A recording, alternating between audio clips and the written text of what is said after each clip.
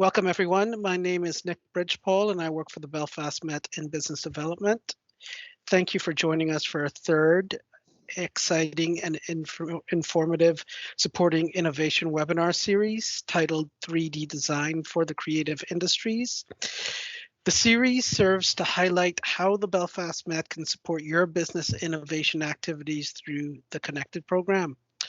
The program sponsor provides small and medium-sized enterprises with valuable knowledge exchange through a link between academia and industry. Today, we will be hearing from college lecturer Darren Haughey and designer Cyril Flanagan from Ember Jewelry and how CAD software can be used in the creative industries.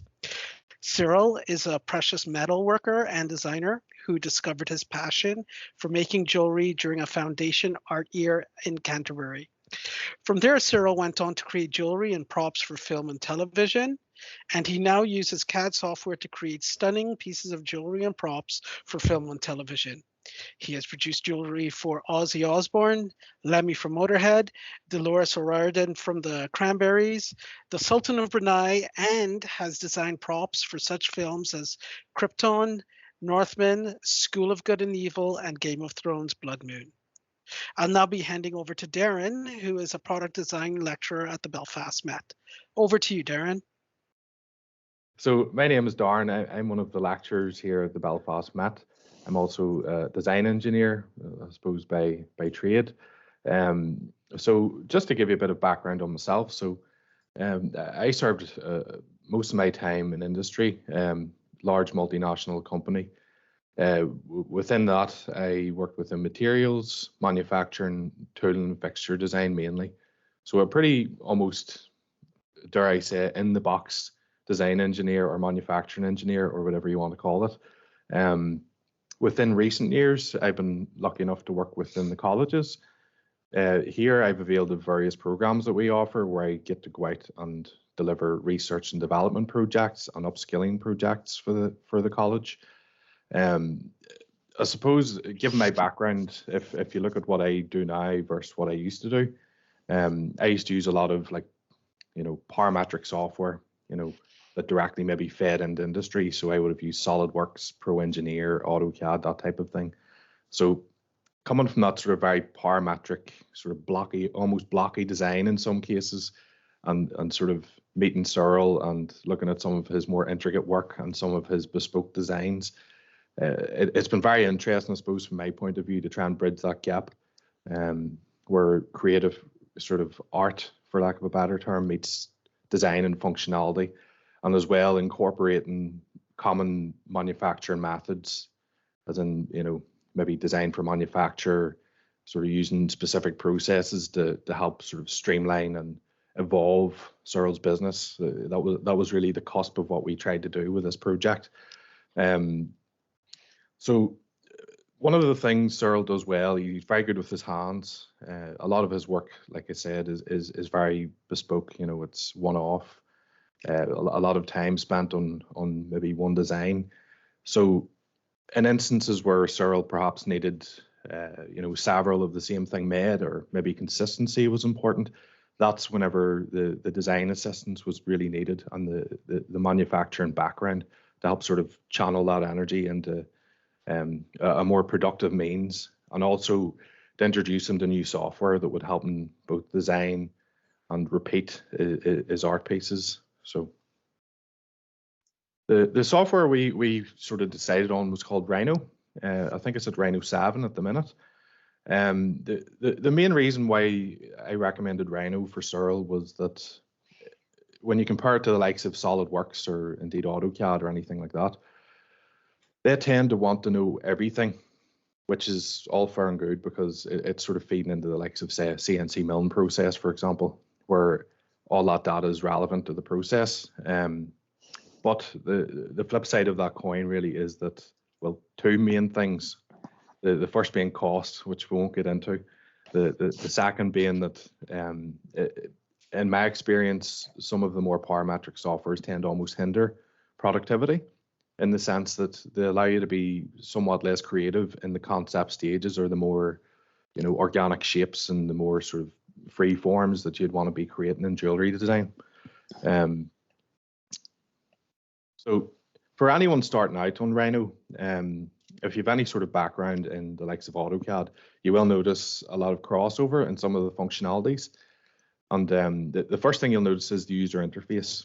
So Rhino is really a 2D software with 3D functionality. As you can see, you have your top, front, and right view planes here. And you'll also notice down the side some of the common sketch tools that you would see in the likes of AutoCAD or indeed SolidWorks. Again, just to sort of convey that message further, you know, this in the light grey is Rhino, and this in the dark grey is a couple of wee screenshots I took from AutoCAD. Some of the functions like your Boolean carry across quite well. Obviously your basic sketch tools, extrude faces, extract faces, all this good stuff sort of carries across. When you're actually sketching as well, you'll recognize some of these if you've ever used AutoCAD. You know, your tangencies, your endpoints, your snap tools, all that good stuff. So the point being that if you've used AutoCAD, even Illustrator, SolidWorks, it's a pretty smooth transition into Rhino, and it will allow you to be more innovative, as you'll see as the presentation goes on. Another reason mainly for using Rhino is the amount of available file types that can talk to the software, and that, you know, it sort of works both ways, where Rhino can communicate with other programs, and other programs, especially their file types, can communicate with Rhino. So if you've used any of these, you know, the likes of SolidWorks, STEP, you know, that's a pretty broad file type. And even the SVG, so the likes of Illustrator, can tie in quite well with that. So what that'll enable you to do is, for example, bring in a sketch and then turn that into NURBs or nodes within Rhino, and you'll be able to manually drag and drop and change these lines accordingly. So as I said, just a few examples there. On the left-hand side, you can see this is a ring that was 3D printed, first in plastic and then in steel. So these were designed in Rhino, and then it's just a matter of saving them as what's known as an STL file, which is the file type used in 3D printing mainly. The middle one is a ring printed out of wax, which will allow you to investment cast the part. So the idea being that you know, you print it out of wax, fill the cavity with that, and once you pour your hot metal into it, the wax melts away, and you're left with the finished metal part. And of course, we all recognize the FDM print, where it's built up in layers. And as well, the file types can actually talk to CNC machining, so you're not just limited to 3D printers, which is a strong point of Rhino. And on a bit of a side note as well, the community is ever growing with Rhino. So, you know, any troubleshooting you're having with the program, there is a wide range of support out there available for you. And obviously within the college as well, we can help you get up and going with that, and upskill you. So without further ado, over to Cyril, and he's going to talk you through some of his past pieces, and hopefully we'll see the evolution of where he started and how the software's helped him progress and develop his business as such. All right, over to you, Cyril. Thank you. Okay, well, as Darren said before, my background's mainly strongly in jewelry. A lot of the jewelry pieces we create that, you know, were originally made using old-fashioned techniques, which would have been either carving or maybe forging up a master and then making the master into a mold using vulcanized rubber, and then making waxes from that, and then going through the process of the multiplication of making repeat products. As I sort of got along, I could sort of see technology was there when we were at the college, although it was very limited.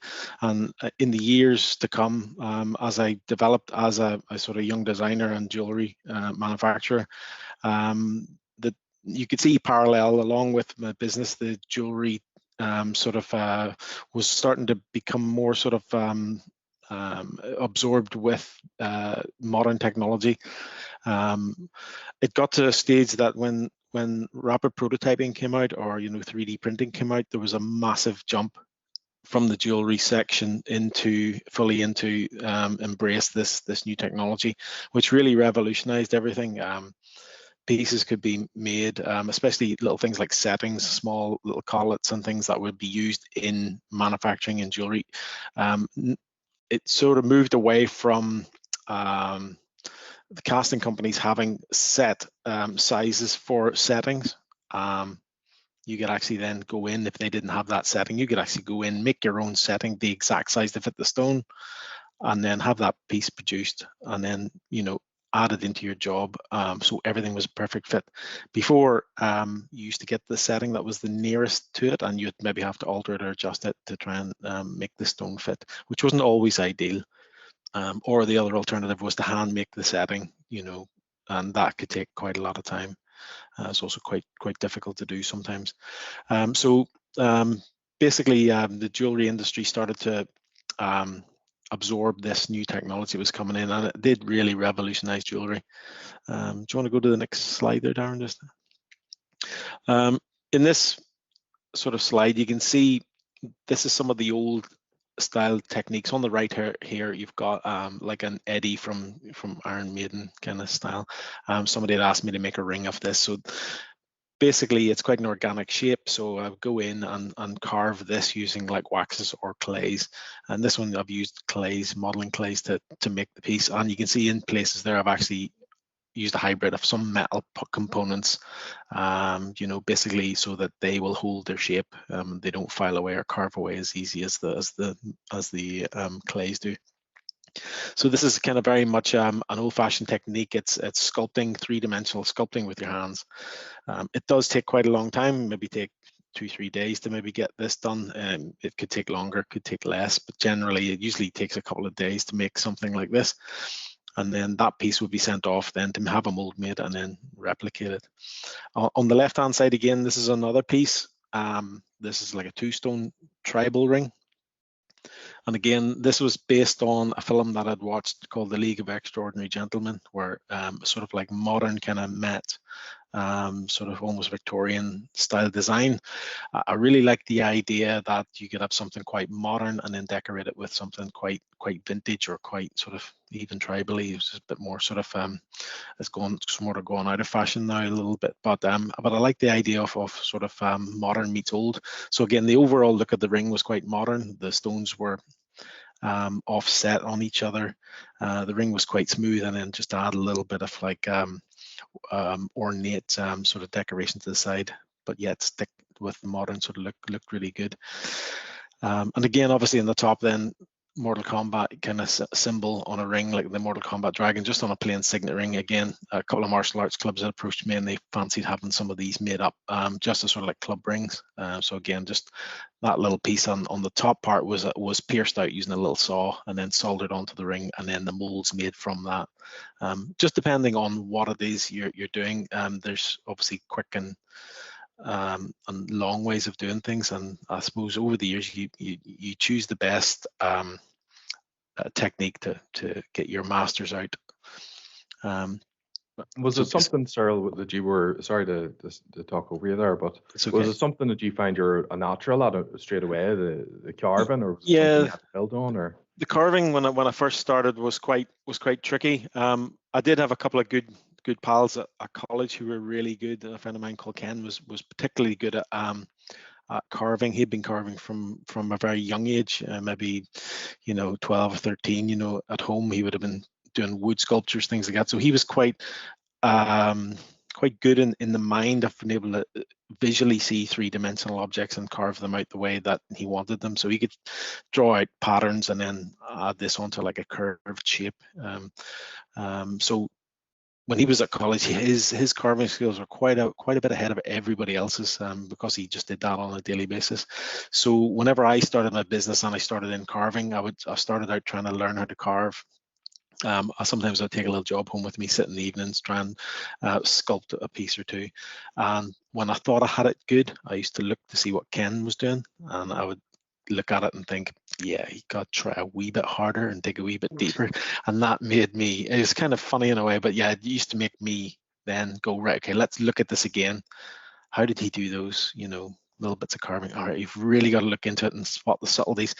And sometimes you're looking at this big, like cumbersome, like a little kind of it is a kind of fine Stanley, or like a kind of fine like modeling knife, and you're maybe cutting little bits away, and you're thinking, how did he do that? It's just so intricate, and you just had to start taking a little piece away at a time and just keep going. And you would work maybe for hours on maybe a little small area after you'd roughed it out, and then after maybe sitting there for 4 or 5 hours, you'd look back at it and go, oh yeah, I can start to see that coming out now. This is going to take me another 3 days to finish. You know, so in some ways the carving end of things was, yeah, it could be either as time consuming or as least time consuming as you wanted to spend on it. So I think you had to kind of take your carvings to a certain point or certain level for commercial, you know, products.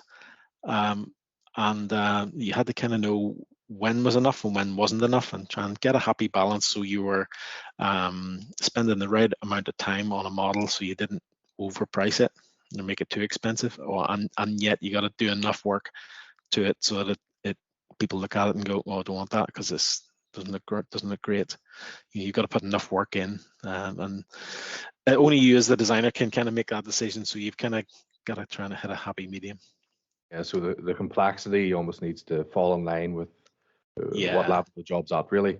I used to find a lot. I used to wear like an Optivisor, which was like a magnifying glass, because my eyes used to get quite strained a lot, and as a result, I wear glasses now a lot from a lot of close-up work. And the Optivisor was great because most people who look at items look at with the naked eye, and I felt that if I could get a little bit closer than the naked eye and do the jobs to a standard that I was happy with, then if I took the Optivisor off and I looked at it, it looked great.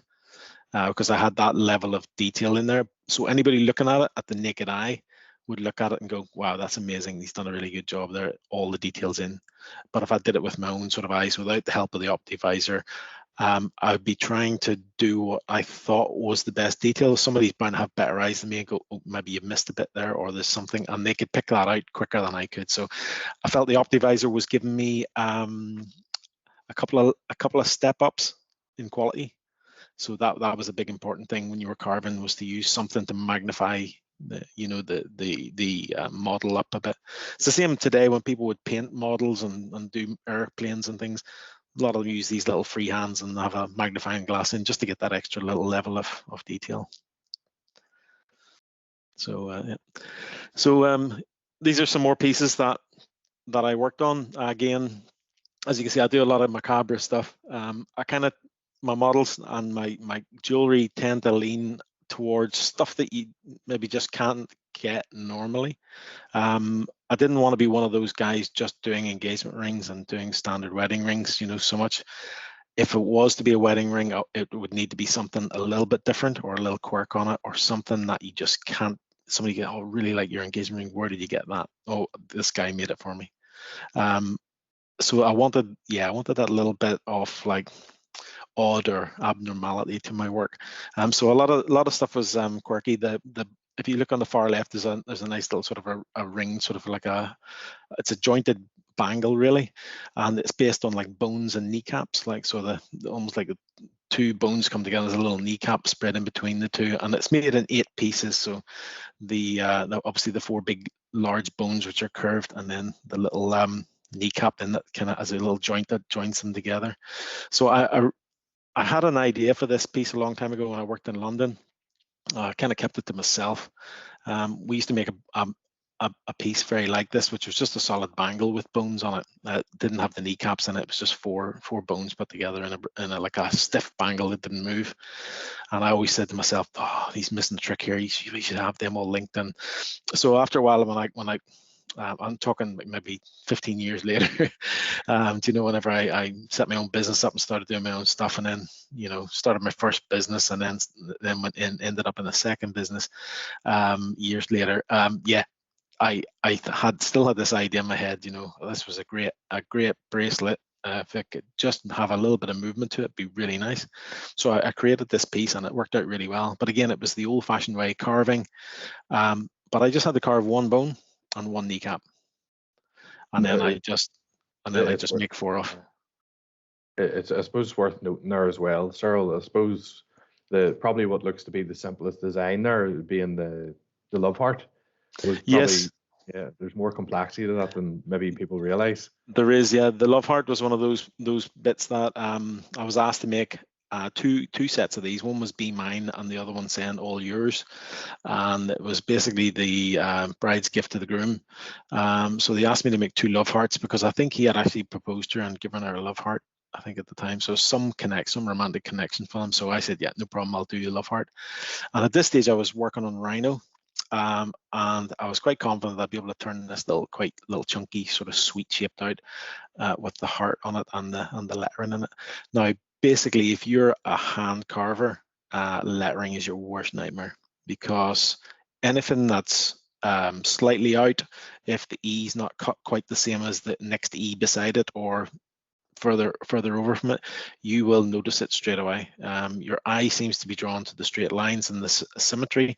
Everybody knows letters really well. There's no real sort of organicness to it unless you're using a free-form script. But if you're picking something that is like a love heart, which is block letters, it's pretty impossible to do by hand.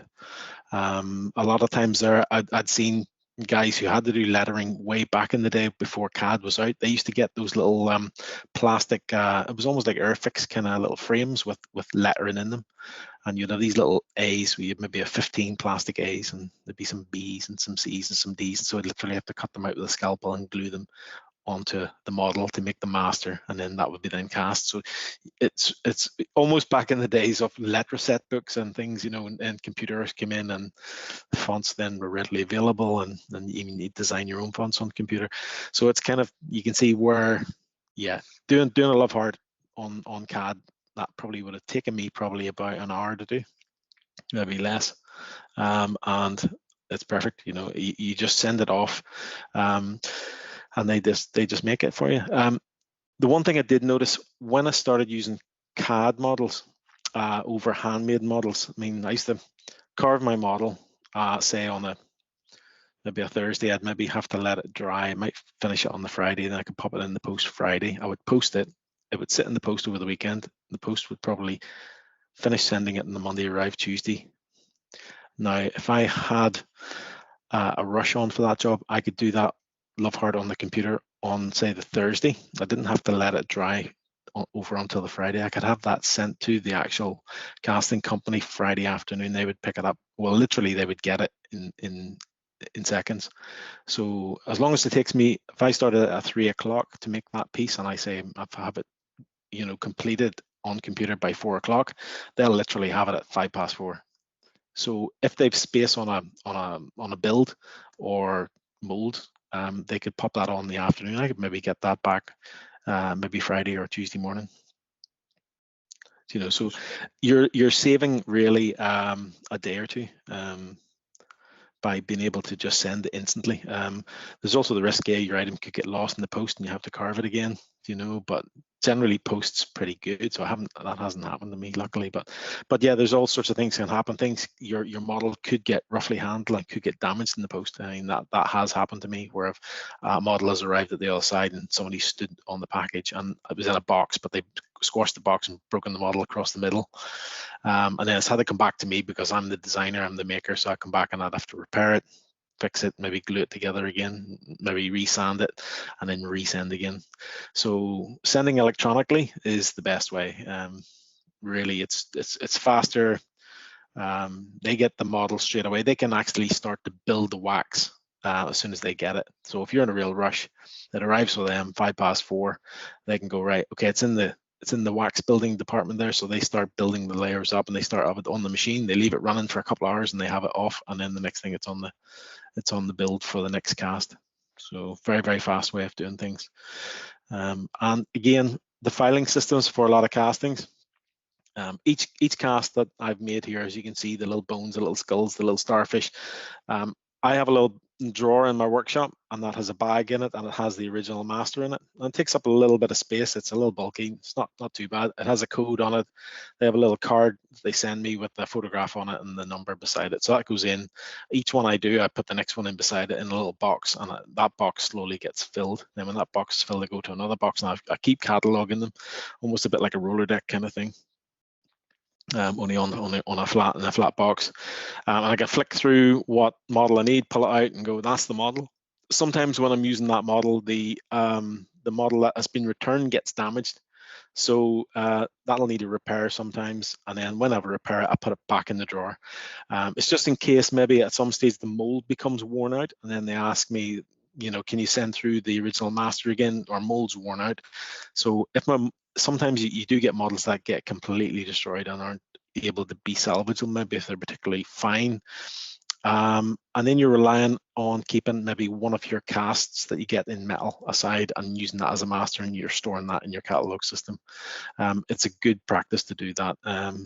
But like I say, things can happen where, you know, your models that you spent hours on get destroyed. On the computer files, obviously, if they destroy a computer file, you just send them another file, they print it off again, you know, so you've got that extra security of your models. Plus as well, you could, you know, split your files. You could keep a hard drive, you know, like of your files in one place. You could have a hard drive like I have here, and that has all the models of all my CAD models here in the house. I also have another one at the workshop. If anything gets updated every now and again, I'll just do a quick transfer and update the files. But that means if my workshop burns down or something like that, I don't lose all that work. I've got an extra copy somewhere. Whereas if my workshop burned down as it is now, all the original models that I carved by hand would all get destroyed, you know. So that's another thing, you know, to think of, that, you know, maybe in the future, again, I might take some of my really successful models, or the ones that I really like, and maybe even scan them and bring them into a computer file that way and keep them for posterity that way, you know. So that's some of the advantages. In this little slide here, you can see I started with Rhino, and it was one of the really good packages. I didn't have much experience in Rhino, to be quite honest. I didn't have anybody to teach me or show me, so all the skills I've learned on Rhino were all done basically at a very basic level on YouTube and things like that. So I trained myself basically on YouTube to start with, and I could only go really so far with that. It's very, very tiring to try and learn on YouTube, and you're constantly trying to, like, you know, rewind and pick up and rewind, and he did something there that he hasn't talked about, and I've missed it, and then you're trying to almost like detective solve how he created something, and then you're trying to then recreate your own item. So at an early stage, I built this, and as you can see, even sort of with very basic skills, you can do quite some quite complex pieces, some quite nice pieces. I mean, that worked quite well. I was quite happy with it. I can see a few flaws and things in things now that I would change, but again, because it's a computer file, I can go in and I can alter things now, or I can, you know, take a copy and mess around with it, and then if I don't like it, I can just bin it and try it again, bring it over a fresh copy. And you're constantly developing on what you've built previously as well, which is nice. So yeah, I found Rhino was very easy to get into. I mean, my background, I did a few years in graphic design. I'll say a few years, it was probably more like 8 years in graphics. I did, on my first business, I was doing jewelry. I took a break from it. I went into graphics, and then when I came back into my new business, or the business I have now called Ember, I had a lot of graphic skills behind me, which I did find invaluable. And this is what's probably driven me on to learn Rhino faster, probably, than having no skills at all in art, computer art. So yeah, this is one of my early pieces. I was able to produce quite a nice piece with very little tuition and with very limited skills on the palettes with Rhino. So if we pop on just on that, actually, Cyril, the key takeaway here as well is if you had have carved this out of wax, for example, or yeah, you know, done it by hand, then you're sort of fixed with the text on it. So yeah, that's right. That's pretty simple to change on Rhino as well. It is. So rightly as you say, Darren, there, if I put text on by hand, that would probably take me days and days and days trying to carve that and then trying to mirror that same image. So you can see I've got Semper Fidelis on there, and it's got on twice. So I would have had to carve it out once and then I'd had to put it on again. I can guarantee you by the time I had carved out the first Semper Fidelis, I would be thinking of one way of not having to repeat One's enough. the same. Yeah, one's enough, because yeah, that would be quite epic to do that by hand. You would get very good over a long period of time. You would get quicker at doing them and better at doing them, but it would never be right. It would never be really good, you know. But yeah, so this is some early Rhino stuff. Again, I was working with very basic block shapes and things like that. So I had a guy come in to me, ask me if I'd make an Autobot and Decepticon ring. So I did. I asked him sort of on size, what size did he want them, and he wanted absolutely huge, big, like knuckle dustery kind of rings. And I thought this would be a good time to try out my Rhino skills again and do something a wee bit more complex. And I put these two rings together, and I was very, very happy the way they came out. I was doubting when I was sending them off to the casters that I'm going to make these two rings. I'm getting 5 of each, and I'm never going to sell the other ones that I make, because nobody's going to want a ring as big as that, or, you know, as heavy as that. And I was thinking, I'm just going to make these, and the only two I'm going to sell are these two to this guy. But I put five of each in, and I sold the first 2 off to the guy. He was delighted with them. I got them sized on his fingers, really, really happy with them. I was pleased the way they came out. They were absolutely amazing. They were real beasts of a ring. They were quite heavy. But needless to say, within a month, I'd sold all of them. They all went. Big fans, people, you know, in bands or, you know, playing guitar and they want a big ring on, or, you know, it's kind of very much image thing. Some of the guys, they had, you know, these funky hipster barber shops, you know, where they're doing the guys' hairs and they're grooming the beards. They all wanted the image to go with that, so they're buying skull rings, up big skull rings, big transformer things, something, you know, that made them look really cool. And I was supplying the stuff that was way out there. Of guys there who just, you know, they loved that stuff. They lived that. So they would come to me and ask me to make something wacky. Can you make me another skull? Make me one of these. Make me something like this. So that was keeping me going, you know, the hipster kind. The original image then, Cyril, it was actually, yeah, you said you'd done that in Illustrator. The original, yeah, the original design for that is a flat image. So I was get a little image off the internet, I would bring it into Illustrator. I would then use my vector skills, which I was quite good at from obviously my graphic design days. So I could quickly whip around and draw a nice vector image around each of the little units. And then I think because Illustrator is a very good vector drawing program, it's industry standard. It's very good. The controls are highly controllable. If you can learn Illustrator, you don't need any other vector program. But I was using a program that I was familiar with, and then seeing if I could bring that program across into Rhino to use it as a line for my shell work, or for my solid objects. And I found it worked. I was able to bring lines in. I had to maybe play around with some bits and pieces, and especially letters, if it would bring in, say, like a D, and you brought a D in vectors.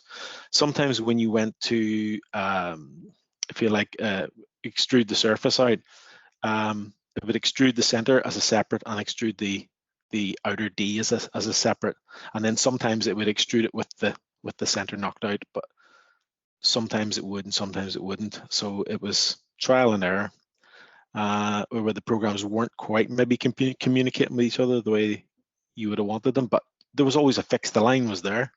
You could knock the center out of the main image and get the D shape that you wanted. So yeah, there was little quirks, but yeah, it was all in all, it was really workable. It saved a lot of time.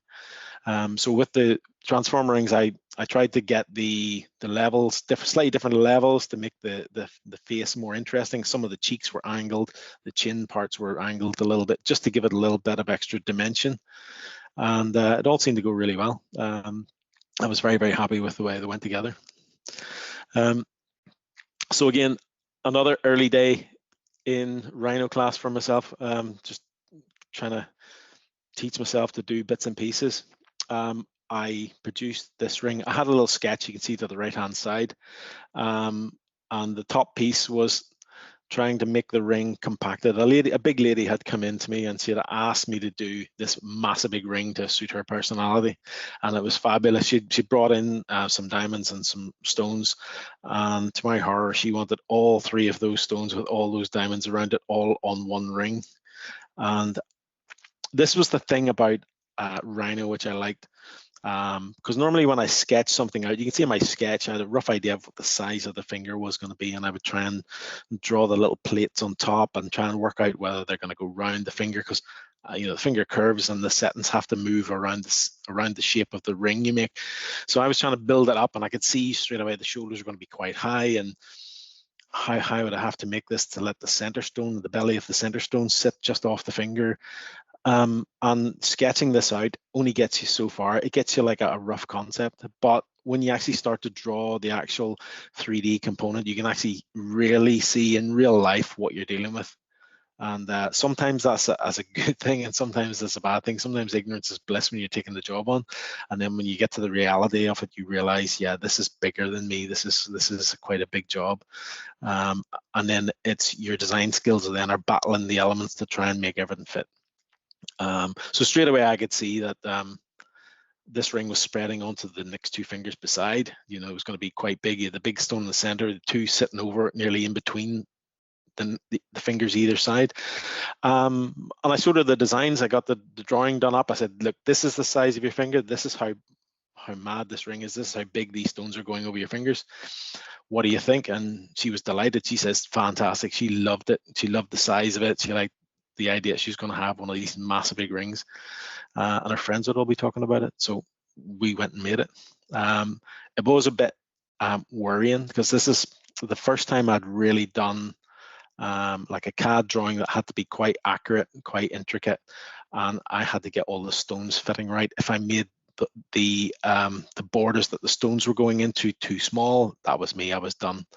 It had to be the right size. It couldn't be too big, or it was going to look heavy and clunky. I got it just right. I must have checked that drawing probably about 7 or 8 times and rechecked it to make sure that everything was going to fit. And then I had to talk myself down to putting it into the email and sending it to the casters to get it done. So yeah, it was a big worry doing that, because I think that was done in palladium, and at the time platinum was a little bit expensive. Now that ring would be an absolute fortune, because palladium went through the roof, I think, about a couple of years back, and it's more expensive than platinum now. So yeah, that would be a really expensive ring she's got now, a good investment. But yeah, the main thing I loved about the Rhino was you could actually see what you were making. And sometimes there, when you're actually selling a ring to a customer and you're selling it off a sketch, and then you realize that you had to alter it a bit because what you've drawn isn't accurate to scale, then sometimes your customer might want to wriggle out or say, oh, well, I don't really like that shape, or they try to barter the price with you. But at least with CAD, you can say, this is what you're getting. So when you actually deliver that, if they go, oh, I don't know, it's a little bit this, a little bit that, you can say, well, no, it's exactly like the model. So everything's exact. So there's no wiggle room for negotiation on price anymore. You get it exact. So it helps you as a designer. Yeah, it just helps you as a designer nail down your prices and nail down your designs.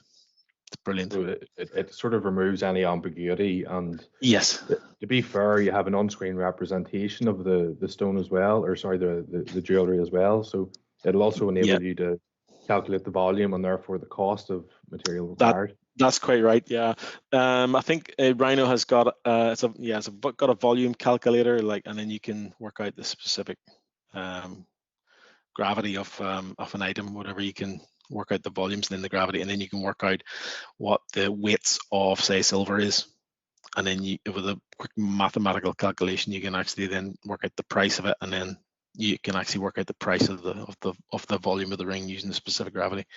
So yeah, that can be really invaluable. So again, another piece. I was at this stage. I was getting to the stage where I was doing nice little shapes and able to pull them off okay. I was rapidly finding that there was parts of Rhino that I wasn't really exploring.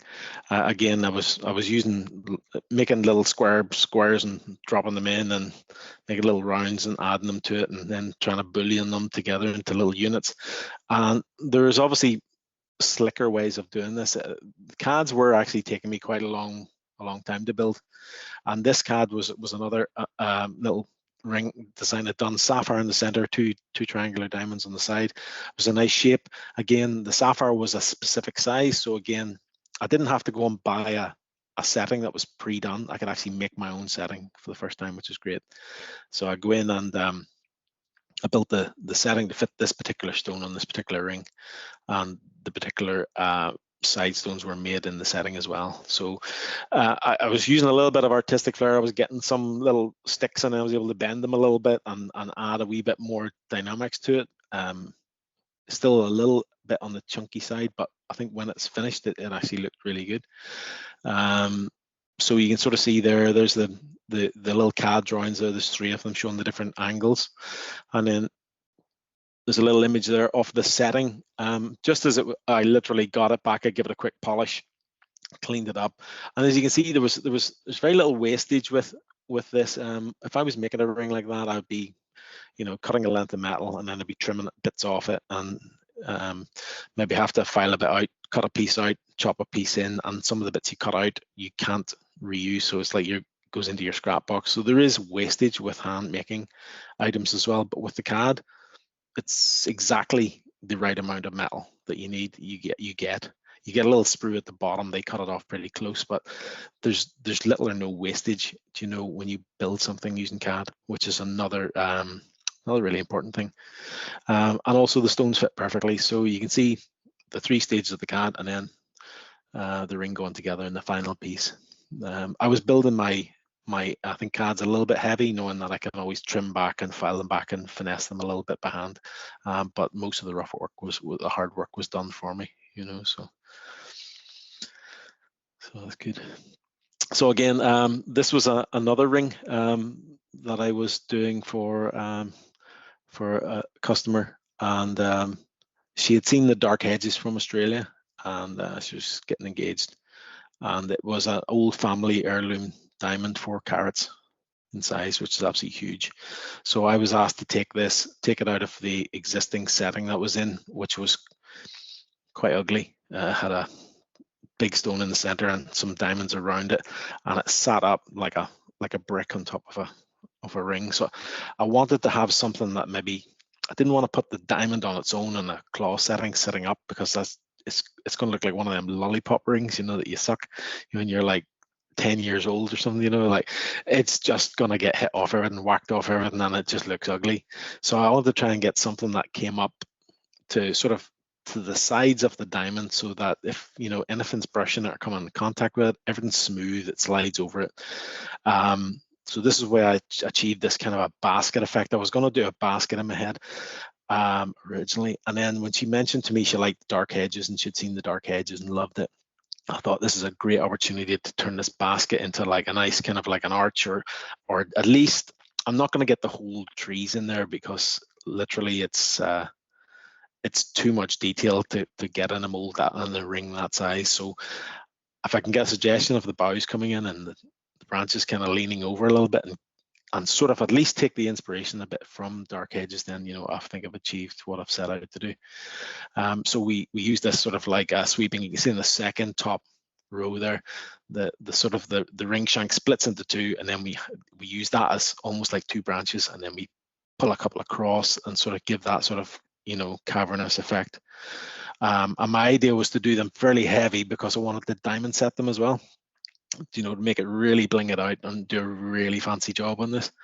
And again, we did the same around the sides. I left the side rails quite heavy. So again, you can see in the bottom left picture there, that's Sam, that's one of my stone setters. He just sets all these little diamonds in all around there, and that's all done by hand. So he just drills those. Again, if I was probably a bit better at CAD, I could probably have knocked a lot of those holes out for him. But yeah, Sam's quite accomplished guy. He just drills and measures and just pops them in.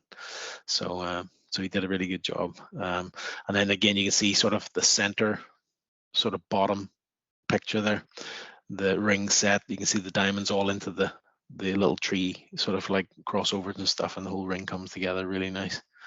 So that's a 4-carat diamond with more diamonds on the sides and the shoulders. So that would be quite an expensive piece now. So again, I talked about repeatability. This was a little onyx, a plain little simple onyx bracelet for someone. Came into the shop, wants something different for his wife. He quite liked blacks and the onyx, quite like that gothic kind of look. So I literally did a very simple CAD. Took me probably an hour probably to knock this up. Maybe I would have said probably about an hour. So I literally made a little box section, you know, octagon shaped, put 4 little claws on it, made a couple of little loops on the sides of it, checked the sizes, sent it off, got it cast, got about, I think it was about 10 or 12 links made. And then basically just join it very simply using jump rings. So a nice simple design, looks really aesthetically quite pleasing and simple and robust. So I wanted something that was quite robust. So I popped this together. Again, the repeatability thing is amazing. You do one piece that's right, and the rest of it, you know, you just multiply. So if you come back to me and said, oh, I'd like a choker done the same way, we could do a choker. We could make another bracelet in a different colored stone if we wanted. You know, the scope's endless there with that. We make them a set of earrings. We cut the lugs off. You can make some little earrings, you know, single drop pendants, all sorts of things from that one cast. And that's a lot of the time when I do my designs, I kind of see other ways I could use it. Sometimes it's a fleur-de-lis I make as a pendant. There was one particular time I hand carved a little carp on a little square stone. So I started off, I originally done that for a set of cufflinks, a little square block with a Japanese carp with two little lily leaves on it and some water moving around it. It's quite nice. I did 2 cufflinks to start with, and then I did a bracelet. I actually put all the links together, and I think it was about 7 or 8 links made me a nice little bracelet with a hinge on it, and you know, a complete sort of like surround. You know, and again, I could have taken that same little square tile, if you like, with the carp on it and made a pendant out of it. You know, lots of different things. So generally, when I'm making one thing, I'm thinking, how can I reuse this? How can I use it for something else? Can I use this as a decoration on a bigger piece, or, you know, different things? Or can I use it as a pendant or a mount for a ring, you know? So repeatability is great. With the CAD end of things, again, I think I mentioned to Darren before about this. I was saying to him about how CAD was very good. If I make one stone setting and it's all uniform set of links, if somebody come to me and said, could you do a tapered version of that? I could take each of the little settings and just scale them down ever so slightly so I get a tapered link. And I could do that. I could change the original design literally within about 10 minutes and have it sent away to be cast. You'd have more molds, obviously. You'd have the small to the large scaling in it, but you could price that in. You know, you could work out each mold would be so much and add that into the price. So again, working out your alterations to your original design as well. The thing with having that obviously on CAD is that it's going to be repeatable, and obviously if these are side by side and they're done by hand, then you're going to notice perhaps maybe the imperfections. Yes, that's true. Also, like you said, you know, if you go to repeat it or scale it up or down for a different size stone, it's a fairly simple operation CAD. Whereas if you want to start from scratch and create a mold to make that, like wax, for example, you're talking hours and hours and hours of work, you know, and that's the time saved. Yeah, oh, definitely. I definitely got onto how CAD really saves time and how it helps you see things. I mean, I could actually even draw out the rings, the size of the rings that I was going to have, and I could measure from one ring to the setting to the end of the next ring what the distance is, and then measure around a wrist, and then I would know exactly how many links I needed to cast. Where sometimes when you're making the link, you're kind of guessing that, you know, until it's made, and then you can sort of work it out. With the CAD, you can actually pre-guess. You can actually, oh, this is going to be 8 links at least. This is going to be 8 links, whereas opposed to making the model and then saying, okay, that's the size of my link now. By the time I put these little loops on it, what size is that going to be? Okay, and so you're kind of working always trying to catch up when you're making your models yourself by hand, whereas the CAD, you're able to sort of almost like look into the crystal ball, and you can look ahead and see, okay, this is actually going to be too big. Can we scale the setting down a little bit? Can we pull it back? Can we rein this in, or can we stretch it out a bit? You know, and so it really helps you sort of see where your design's going and how you could best improve it, you know, before you actually cast it. You know, so okay, so I ended up going on doing some more hand working pieces. That a lot of times when you make a one-off model or make a one-off bit of jewelry, a specific size, and they only need one of it, generally the quickest sometimes way is to do it by hand. Sometimes if it's very intricate, you would spend the time and do the CAD and then make the one-off piece, and then you always have it in case they come back to you and go, do you know that piece you made, well, we lost one, can you make another one? Then you can just sort of quickly rattle that back out again, you know. The thing about Rhino, which I loved, was the adaptability. I used to draw some patterns out in Illustrator, like I said before, bring them into Rhino. And some of the guys, I suppose, well, if I talk you through this project we had here, I was asked to make a wedding kind of an armband for Krypton season 2. They wanted some sort of like Superman hieroglyphics on it, and they wanted it in a spiral that wrapped around the arm. And I thought, what's up? Yeah, we can do that. I'm a can-do man. And we just said, yes, we'll do it. It's fabricating a bit of metal. It's twisting it around. How hard can it be? So I literally took a couple of strips. I did a couple of trial runs.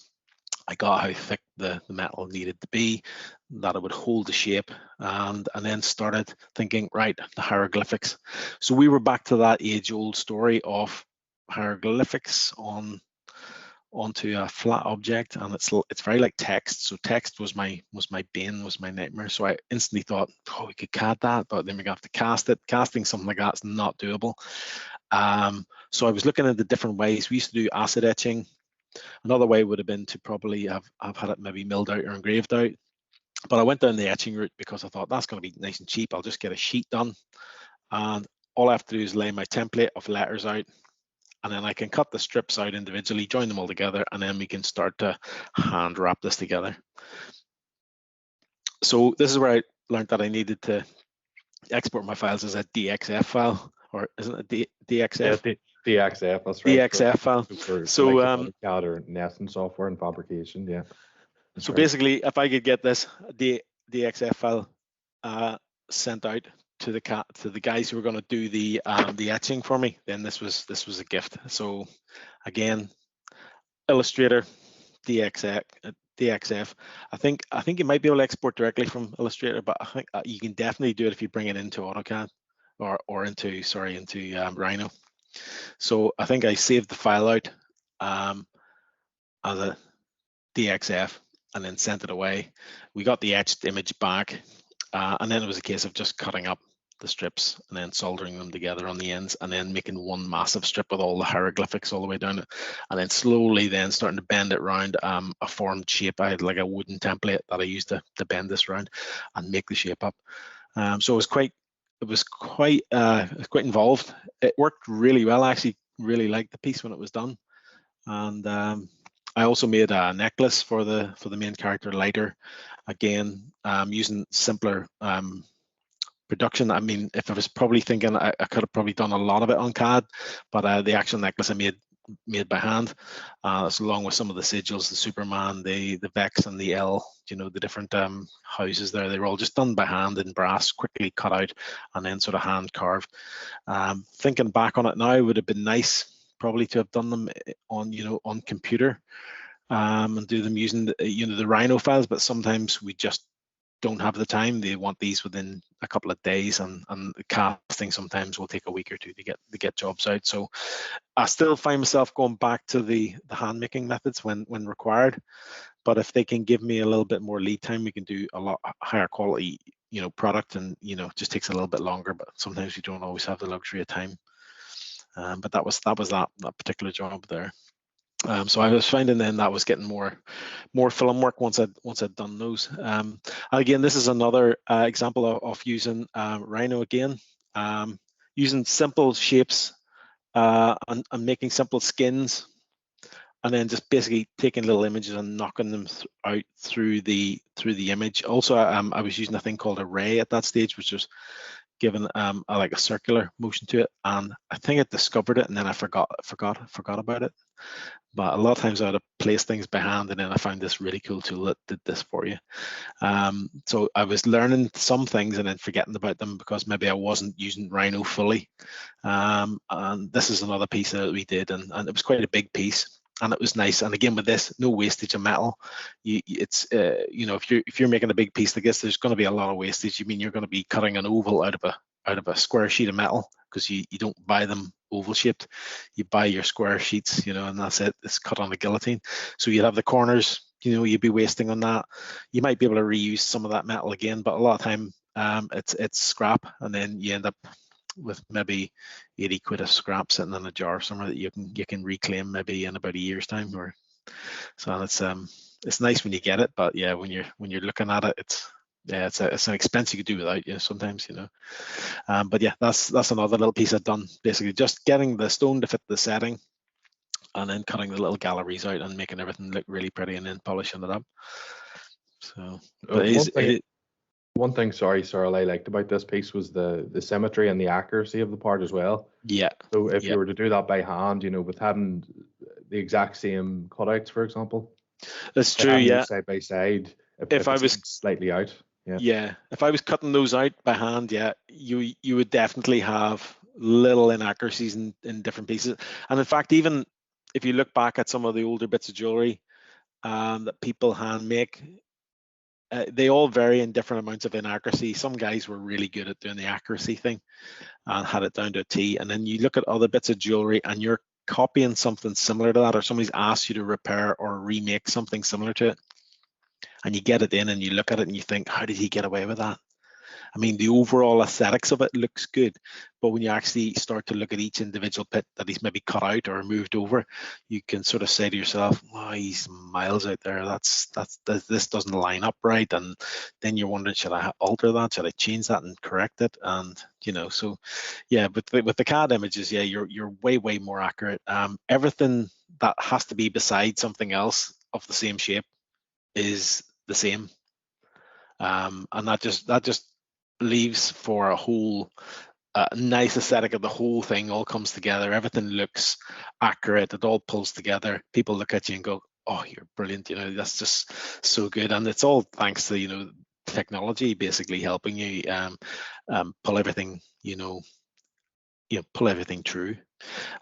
Settings used to be a thing I used to hate, because you maybe an 8 claw setting to do, and it's maybe this size, you know, it's like maybe really tiny, and you could spend hours maybe making one. You might have to scrap the first one because maybe you didn't get it quite right, or it didn't solder together, or you dropped a wee bit too much solder onto it and start again. But then eventually when you would get one made, you were like, oh, I'm going to keep that, and you have to keep that as your master. And with the CAD, you could literally just make that in seconds, and it was accurate, and they would print it, and it was one piece of like satisfaction there that didn't take you 4 hours doing, you know. So that's what I loved about it. And I was using for a long time, I was CADing the settings and then putting them into a handmade ring, because I could bend and twist the metal into different nice shapes, nice organic shapes, and then add this little piece of liquid gold, if you like, into the middle of the setting and make it look like it was meant to be there. You know, it was all accurate. It was all sitting up proud. It looked great, you know. So that's what I was doing, taking the handmade settings away and doing those in CAD, and then bringing them into a handmade, you know, sculpted ring. And it sort of speaks for itself with that, you know, in terms of uniformity and that. It looks machined. It looks almost, dare I say, mass produced. You know, that level of quality. Yeah, I mean, it's been game changing, life changing.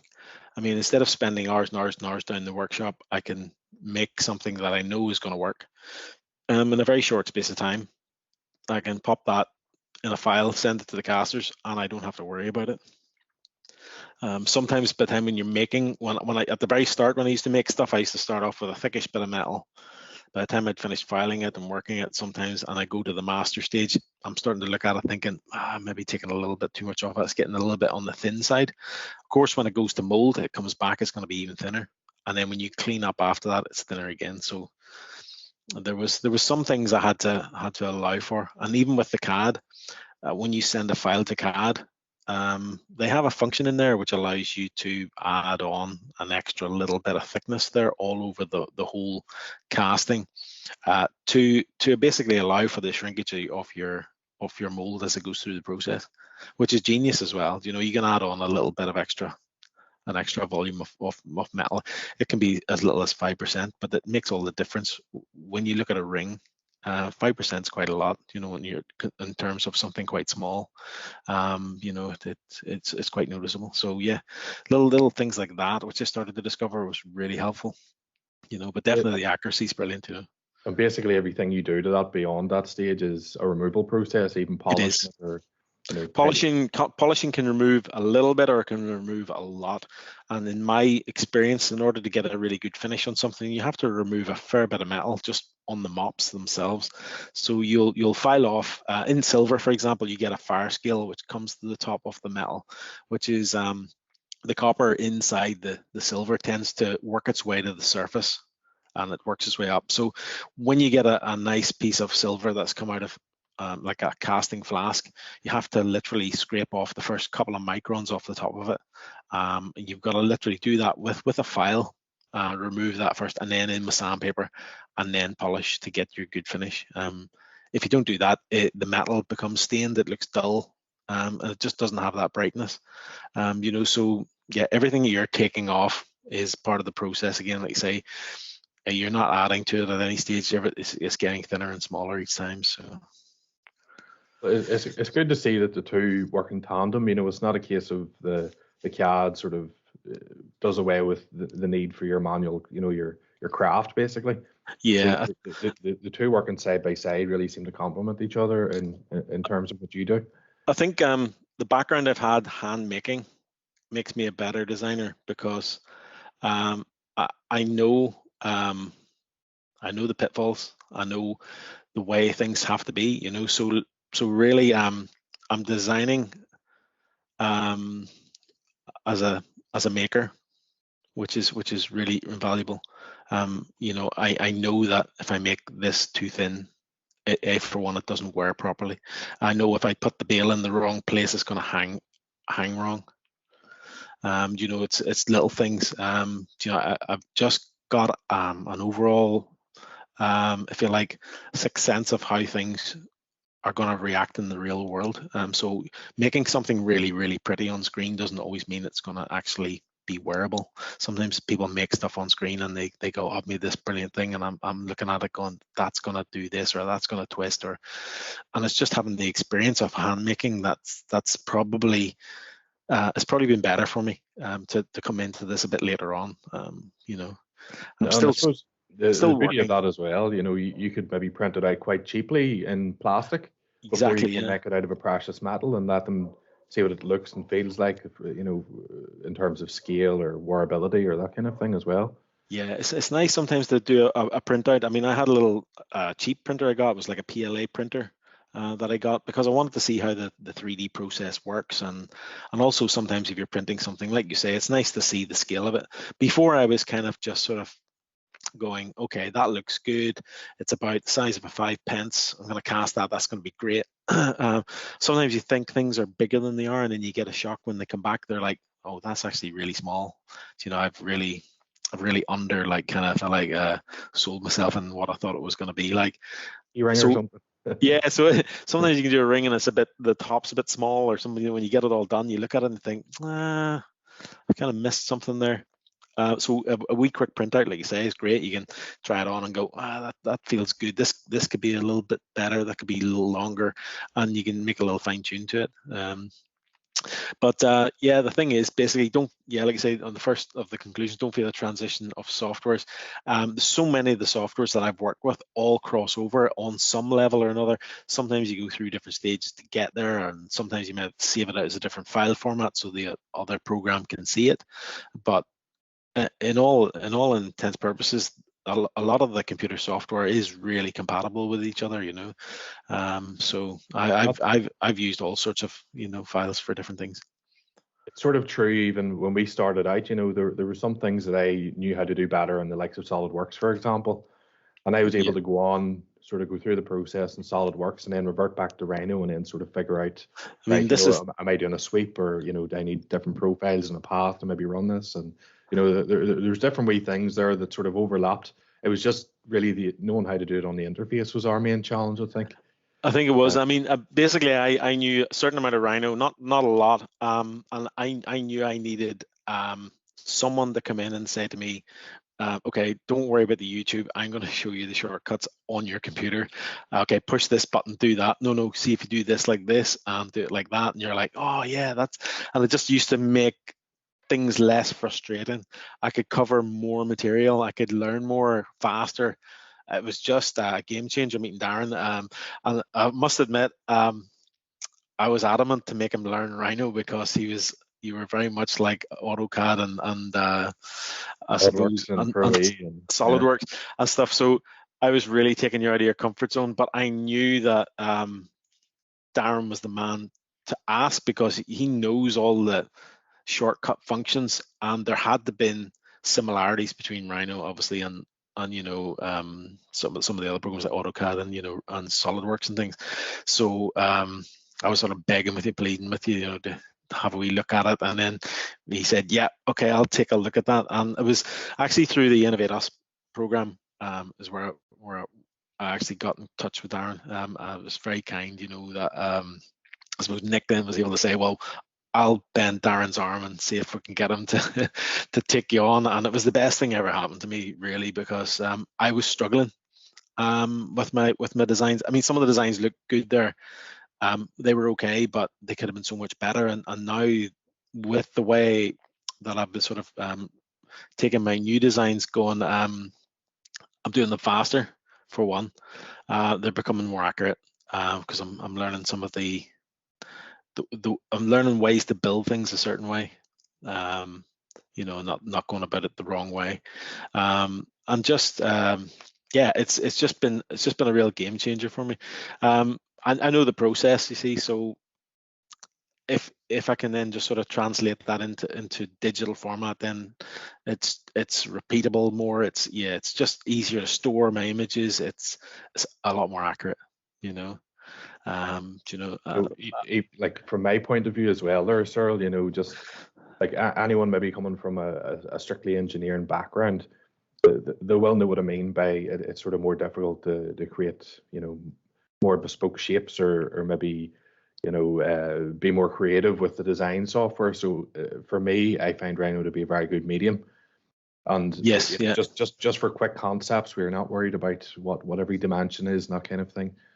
The operations in Rhino, once you get to learn them, it's a very powerful tool, especially for me to get quick concepts across. You know, so that's my main takeaway from it, I find. Yeah, I mean, I remember making something really simple, like it was a little 5-pointed star, and it was like maybe like 4 millimeters thick. It was what we call a chunky star, and I used to love the idea of that on a little bit of leather or on a little like a fine wire necklace. And I remember making the model way back at the very start by hand. And making it, I actually made it in plastic originally because I needed something to be quite rigid, and I cut it with the saw. And then I wanted material that didn't take away too quick, so I could get the edges of the star perfect, you know. And it was a 5-pointed star, you know. I just had to get it right, and it was almost as bad as doing a piece of text because you file a little bit off, and then you realize that this bit is now not parallel with this bit, so I got to file a bit off here, and then you're taking a bit off there, and the star's getting smaller and smaller and smaller. But you're trying to get it more accurate, and then sometimes you have to scrap that and start again. And really sort of like uniform patterns like that there are very hard to do. I did get it done in the end by hand, and I cast them, and I sold hundreds of them. I sold loads of them. It was one of my best sellers.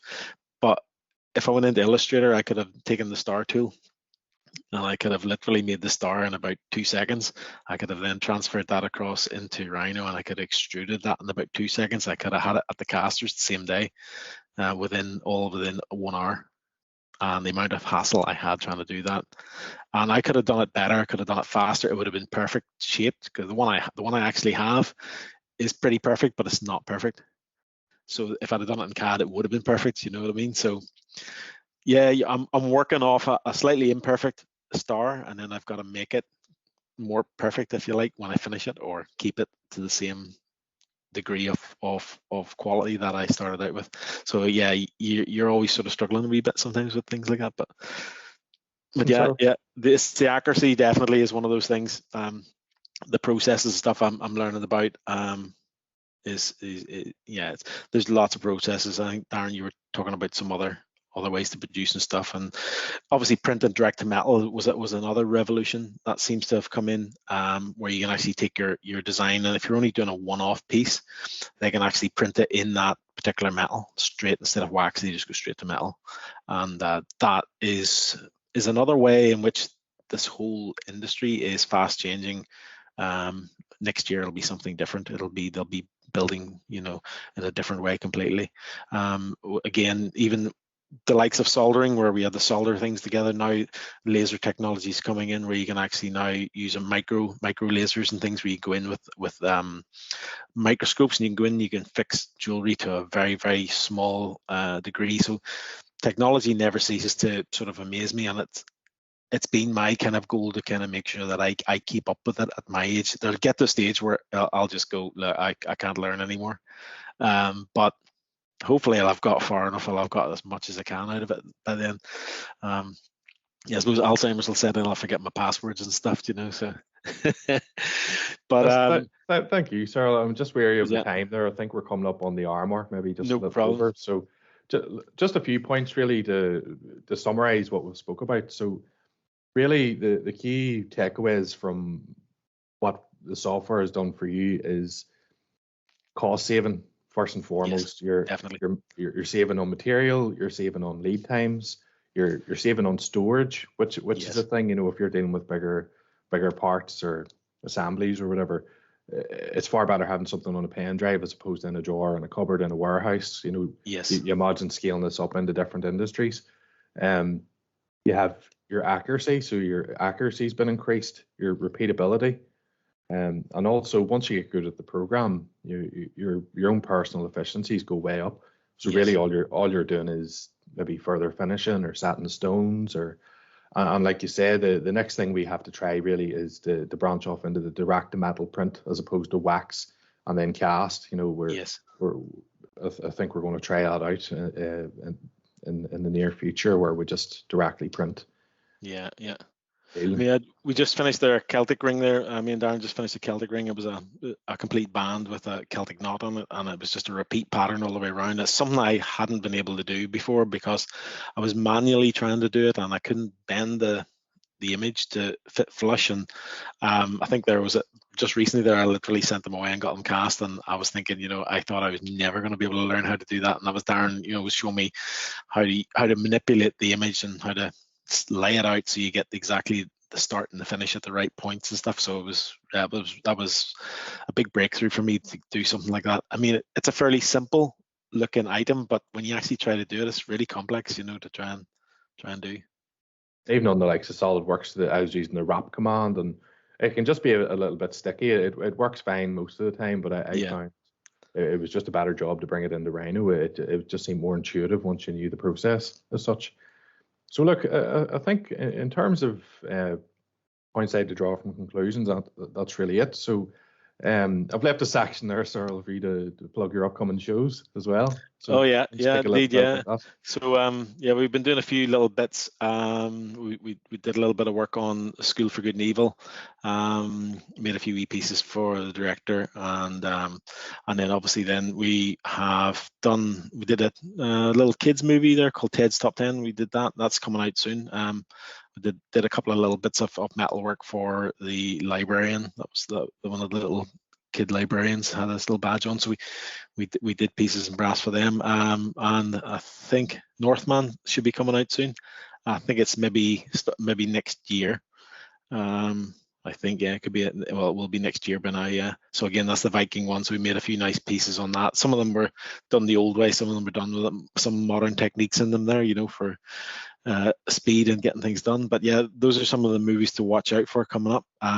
Again, I'm just a small cog in a bigger picture, but just being able to be part of something like that is really, it's really interesting. It's fascinating.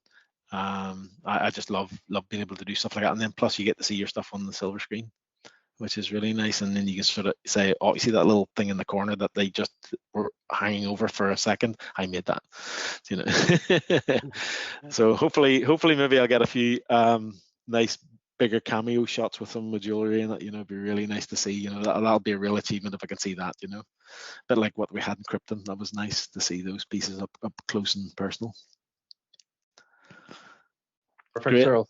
Thank you. No, thank you. Thanks very much. It's been really great chatting to you guys, and it's nice to be able to share my experiences, that I've got from the Innovate Us program and the Belfast Met. So it's one of the best things I've managed to do, just to really take me, rather than me sort of increasing slowly, I was able to, exponentially, learn a lot faster and quicker and get there quicker, so it's given me more confidence then to try out, I suppose different techniques and different processes now, using the technology I've learned. So fantastic, both of you, and thank you very much for your time.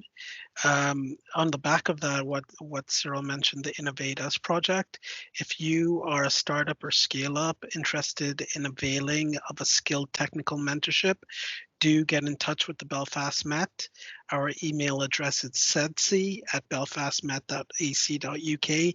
That's CEDSI@belfastmet.ac.uk.